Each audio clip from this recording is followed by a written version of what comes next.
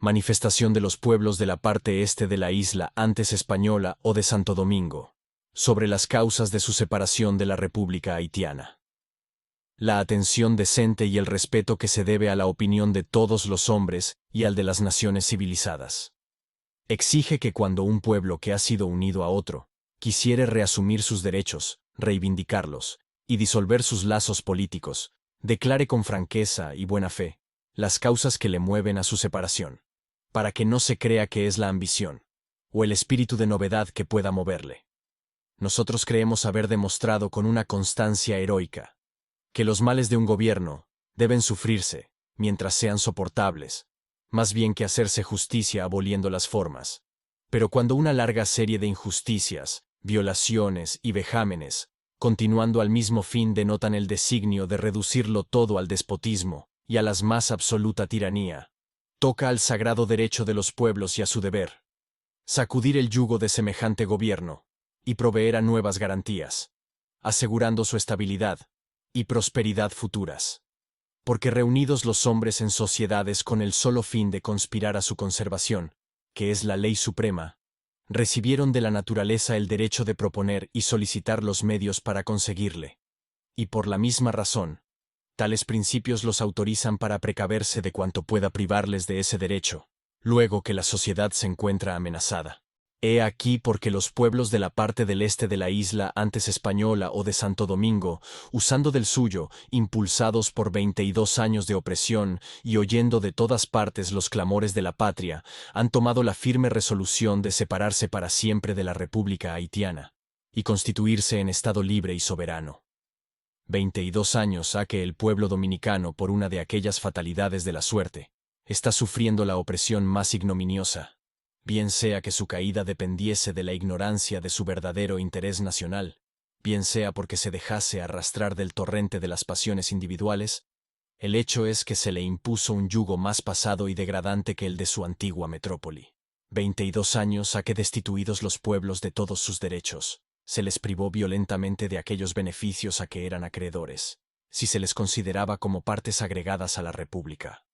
Y poco faltó para que le hubiesen hecho perder hasta deseo de librarse de tan humillante esclavitud, cuando en febrero de 1822, la parte oriental de la isla, cediendo solo a la fuerza de las circunstancias, no se negó a recibir el ejército del general Boyer, que como amigo traspasó el límite de una y otra parte. No creyeron los españoles dominicanos que con tan disimulada perfidia hubiese faltado a las promesas que le sirvieron de pretexto para ocupar los pueblos, y sin las cuales habría tenido que vencer inmensas dificultades, y quizás marchar sobre nuestros cadáveres si la suerte le hubiese favorecido.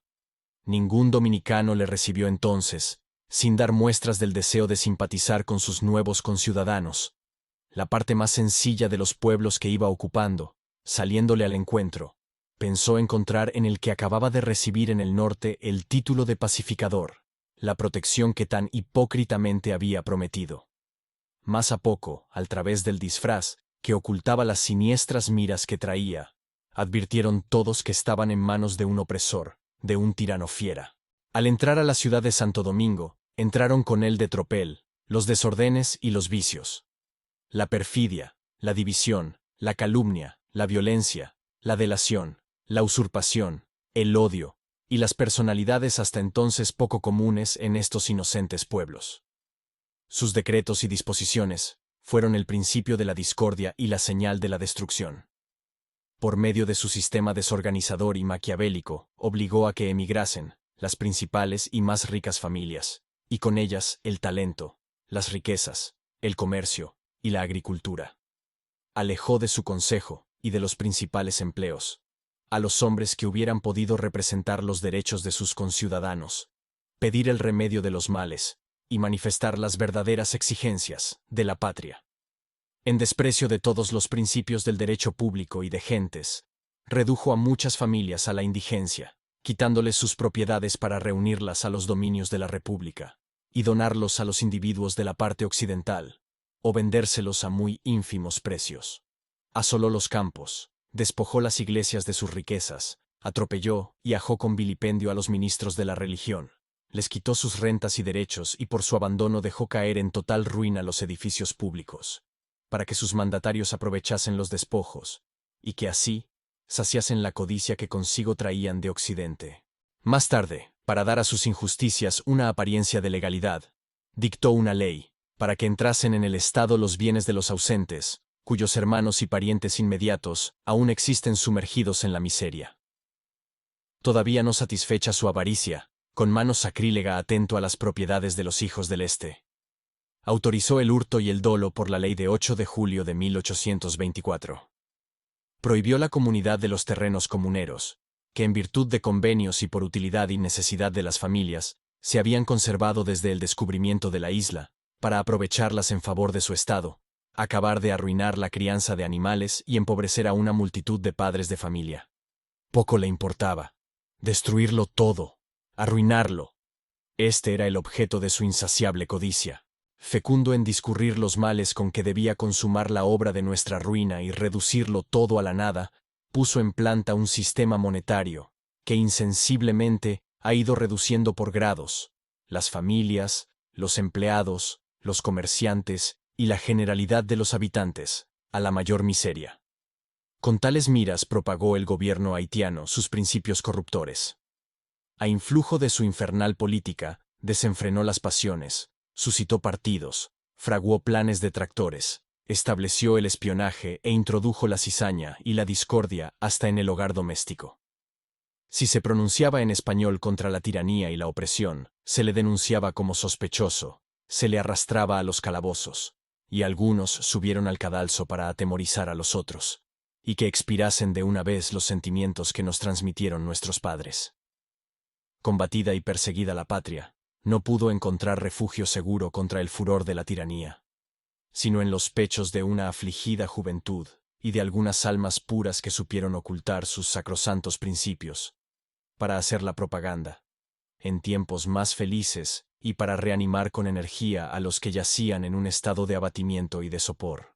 Pasáronse los 21 años de la administración pervertidora de Boyer, en cuya época padecieron los habitantes del Este todas las privaciones que no se pueden enumerar. Trató a sus habitantes peor que a un pueblo conquistado a la fuerza. Les exprimió el jugo, sacando cuanto beneficio pudo para saciar su codicia y la de los suyos. Hizo esclavos en nombre de la libertad. Les obligó a pagar una deuda que no habían contraído como los de la parte occidental, que aprovecharon bienes ajenos, cuando al contrario, a nosotros nos deben ellos, las riquezas que nos han usurpado o malversado. Este era el cuadro triste de esta parte, cuando el 27 de enero del año pasado, levantaron los cayos en el sud de la isla. El grito de reforma. Con la velocidad de un fuego eléctrico se inflamaron los pueblos. Se adhirieron a los principios de un manifiesto de 1 de grado de septiembre de 1842, y la parte del este se lisonjeó. Pero en vano, de un porvenir más feliz. A tanto llegó su buena fe. El comandante Rivière se proclamó jefe de ejecución intérprete de la voluntad del pueblo soberano. Dictó leyes a su antojo, estableció un gobierno sin ninguna forma legal, sin contar para él con ninguno de los habitantes de esta parte que ya se había pronunciado en favor de su revolución.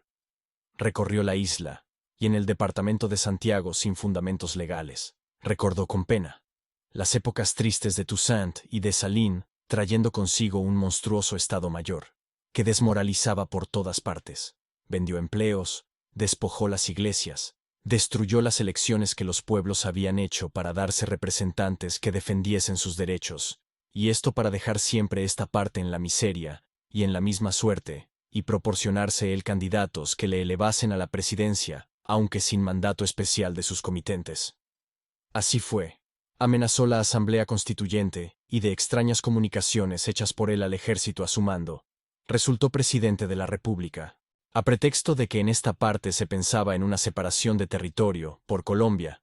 Llenó los calabozos de Puerto Príncipe de los más ardientes dominicanos, en cuyos pechos reinaba el amor a la patria, sin otras aspiraciones que las de mejorar de suerte, y que se nos igualase en derechos, y respetasen nuestras personas y propiedades.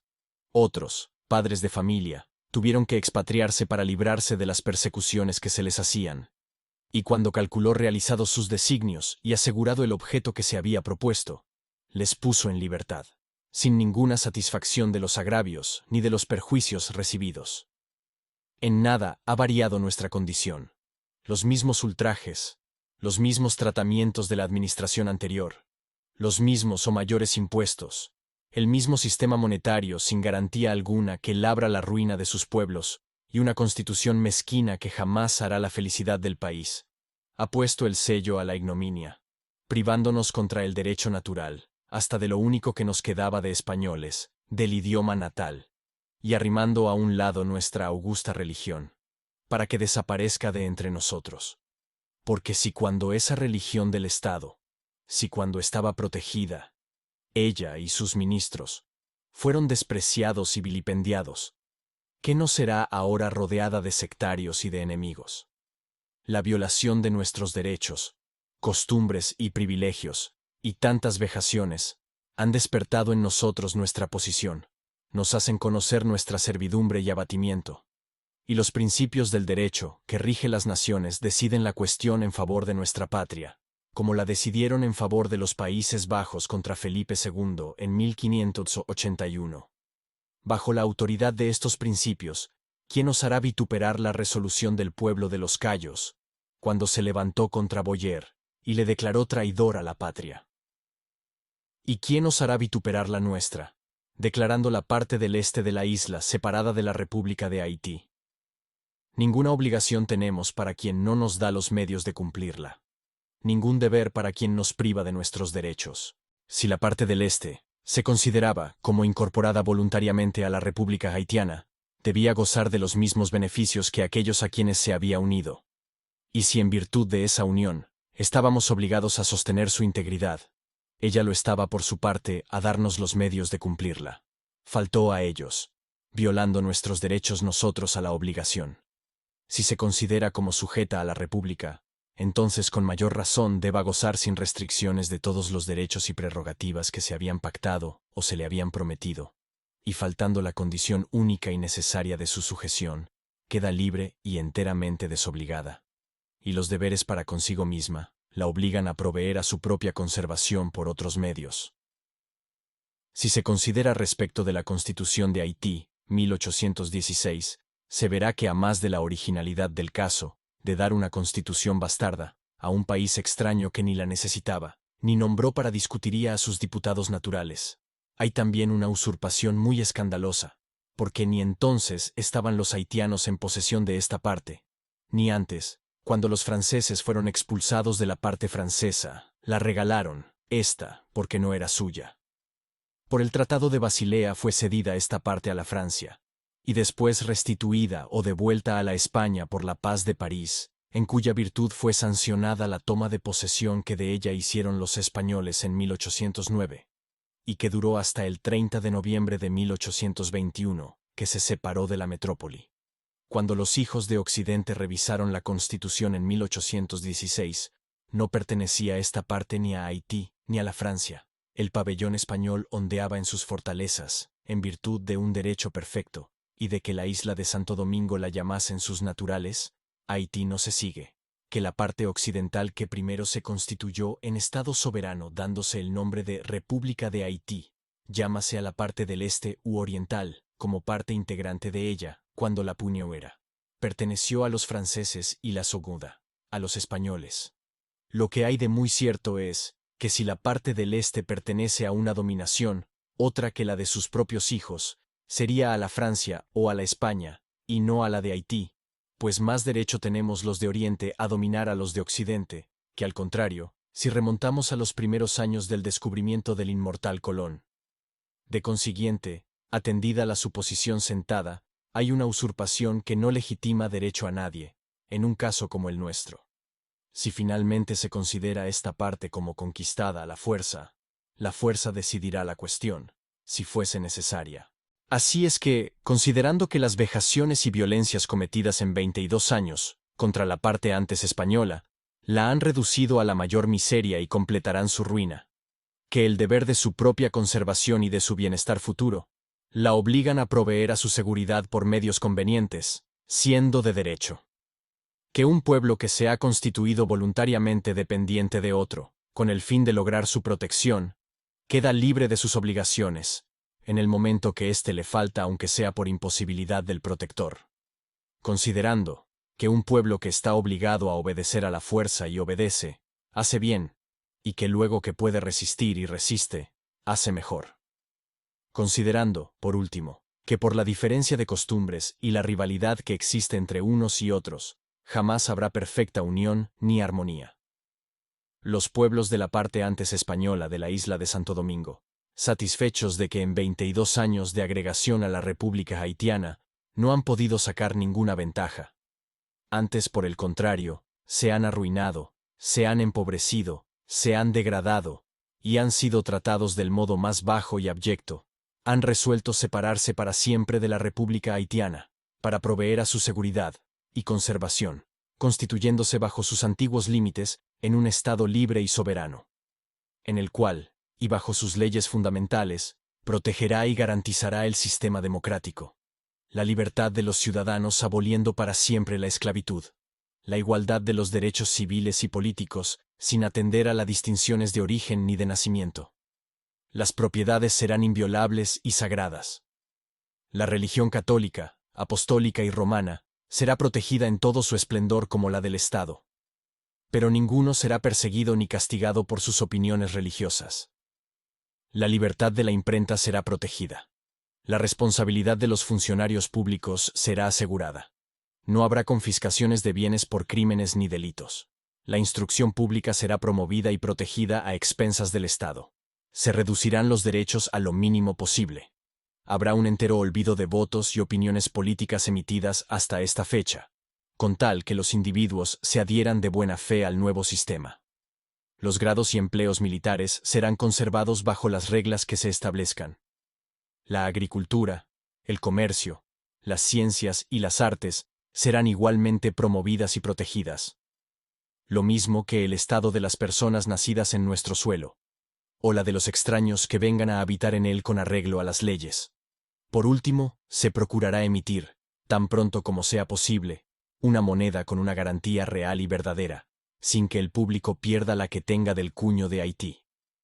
Este es el fin que nos proponemos con nuestra separación, y estamos resueltos a dar al mundo entero el espectáculo de un pueblo que se sacrificará en la defensa de sus derechos y que se reducirá a cenizas y a escombros, si sus opresores que se vanaglorian de libres y civilizados, nos quisieren imponer condiciones aún más duras que la muerte. Si contra la razón y la justicia quisieren que transmitamos a nuestros hijos y a la posteridad una esclavitud vergonzosa, entonces, arrostrando todos los peligros, con una firmeza perseverante, juramos solemnemente ante Dios y los hombres, que emplearemos nuestras armas en defensa de nuestra libertad y de nuestros derechos, teniendo confianza en las misericordias del Omnipotente que nos protegerá felizmente, haciendo que nuestros contrarios se inclinen a una reconciliación justa y racional, evitando la efusión de sangre y las calamidades de una guerra espantosa que no provocaremos, pero que será de exterminio si llegare el caso. Dominicanos, comprendidos bajo este nombre todos los hijos de la parte del este y los que quieran seguir nuestra suerte, a la unión nos convoca el interés nacional. Por una resolución firme, mostrémonos los dignos defensores de la libertad. Sacrifiquemos ante las aras de la patria el odio y las personalidades. Que el sentimiento del interés público sea el móvil que nos decida por la justa causa de la libertad y de la separación. Con ella, no disminuimos la felicidad de la República de Occidente, y hacemos la nuestra. Nuestra causa es santa. No nos faltarían recursos, a más de los que tenemos en nuestro propio suelo, porque si fuere necesario emplearemos los que nos podrían facilitar en tal caso los extranjeros. Dividido el territorio de la República Dominicana en 4 provincias, a saber Santo Domingo, Santiago o Cibao, Azua desde el límite de Ocoa y Ceibo, se compondrá el gobierno de un cierto número de miembros de cada una de ellas, para que así participen proporcionalmente de su soberanía. El gobierno provisional se compondrá de una junta compuesta de 11 miembros electos en el mismo orden.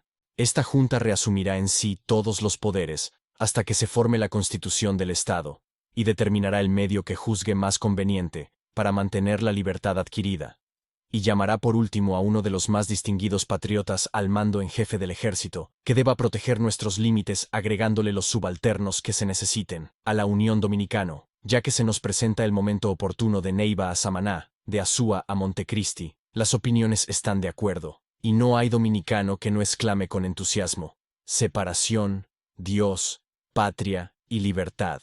Santo Domingo, y enero 16, de 1844, y primero de la patria. Firman Tomás Bobadilla, M. R. Mella, F. Sánchez, M. Jiménez, Feliz Mercenario, José M. Pérez Hijo, Juan Arriaga, Carlos Moreno, Eldo Valverde, Pedro Bonilla, P. de Castro y Castro, Manuel Cabral, Silvano Puyol, José M. Caminero, Mariano Echavarría, Ramón Echavarría, Ángel Perdomo, Bernardo Santín, Juan Santín, Pedro Mena, Juan Ruiz, F. Sosa, Manuel Guerrero, Guelve Guerrero, Tomás Concha, Jacinto Concha, J. N. Ravelo, P. Valverde, Joaquín Puello, Gavino Puello, Ubalegi Concha, J. de la Cruz García, J. Pichardo, Pablo Pichardo, Gabriel J. de Luna, Luis Betances, Joaquín Lluveres, Domingo Rodríguez, C. Rodríguez, J. G. Brea, Jacinto Brea, Antonio Brea,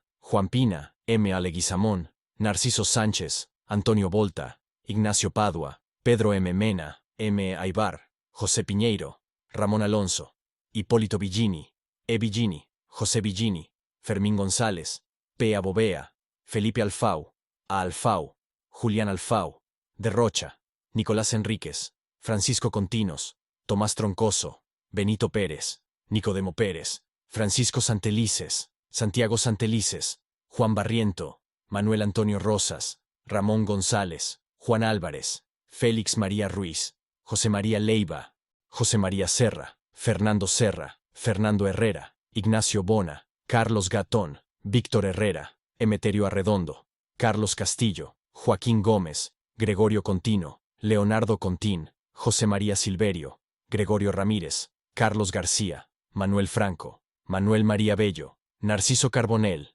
Manuel Galván, Emil Palmantier, José Ramón Álvarez, Diego Hernández, José María García, Ramón Ocumares, Antonio Moreno, Alejandro Bonilla, Juan Francisco María Acevedo, Teodoro Acosta, Edoit Lagar, Blas Vallejo, Isidro Abreu, Juan Vicioso, Justiniano Bovea, Nicolás Lugo, Pedro Díaz, Marcos Rojas, Eusebio Puello, Rafael Rodríguez, Román Vidó, Juan Luis Vidó, Miguel Rojos, Jacinto Favelo, Manuel Castillo, Ildefonso Mella, Juan Pubert, Manuel Morillo, Juan Ariza, Pedro Pérez, José Valverde, Baltasar Paulino, José Peña, José Nazario Brea, Toribio Villanueva, Villanueva Padre, Narciso Castillo, Eusebio Pereira, Juan Álvarez, Esteban Roca, Nolasco Brea, Lorenzo Mañón, Manuel de Regla Mota, José Heredia, Francisco Soñé, Damián Ortiz, Valentín Sánchez,